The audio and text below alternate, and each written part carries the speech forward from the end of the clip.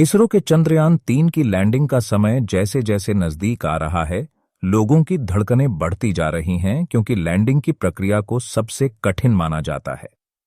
इससे पहले भी चंद्रयान 2 ने सभी बाधाओं को पार कर चांद के पास तक का सफर पूरा कर लिया था, लेकिन वह लैंडिंग में सफल नहीं हो पाया था।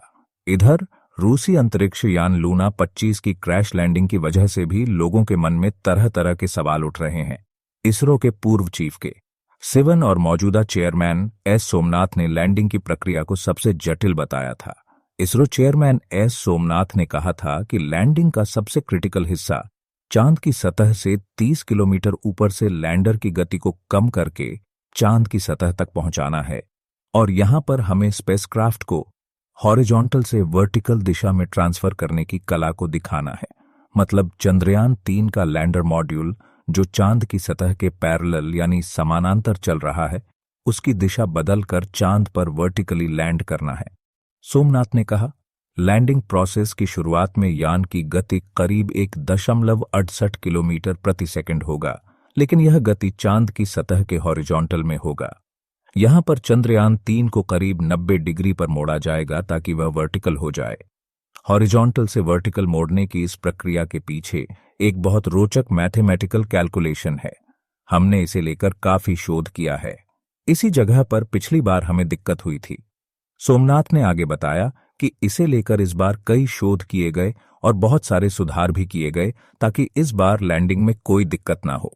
इसके अलावा इसरो के पूर्व चेयरमैन और चंद्रयान मिशन के हीरो रहे सिवन ने भी लैंडिंग की प्रक्रिया को जटिल बताया है।